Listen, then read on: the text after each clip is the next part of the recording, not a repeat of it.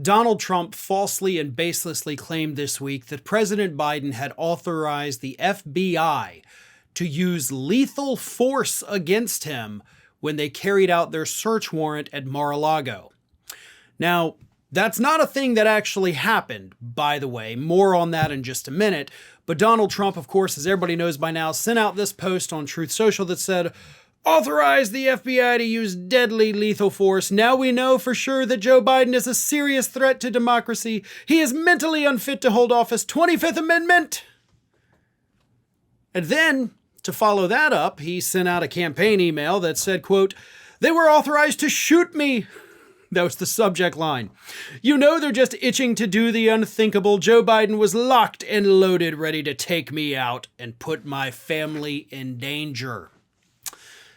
Now, here's what happened, right? Court filings this week were unsealed that showed that Donald Trump's search warrant against him did in fact authorize the FBI, if necessary, to use lethal force. Now, the FBI has, of course, issued a statement saying all of our search warrants do that. Like, this was not specific to Donald Trump.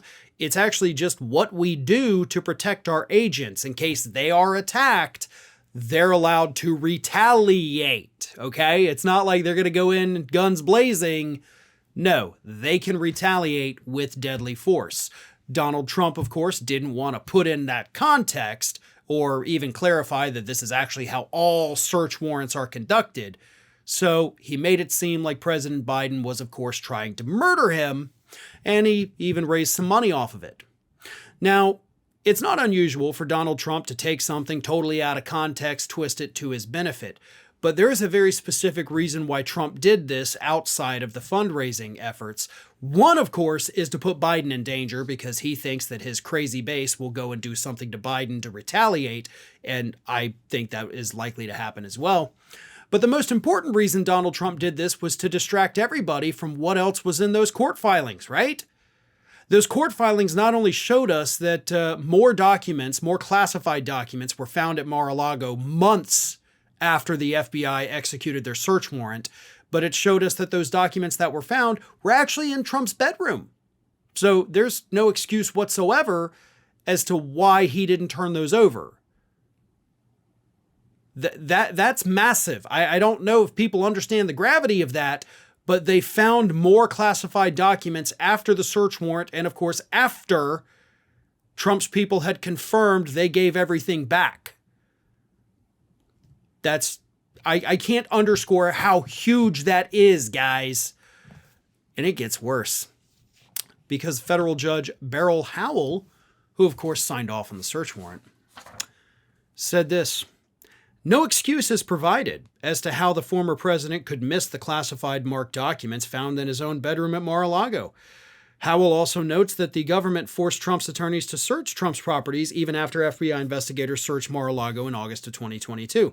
Howell then asserts that Trump purposely obstructed the government's investigation after it subpoenaed him to turn over all the remaining classified documents in his possession, saying the government sufficiently demonstrated Trump violated the obstruction statute by showing he, quote, intentionally concealed the existence of additional documents bearing classification markings from his attorneys.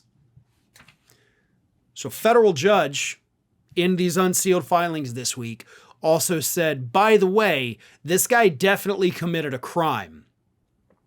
Now, we have Judge Eileen Cannon, of course, overseeing this case, and she has done everything in her power to skew it in Trump's favor, including recently delaying it indefinitely.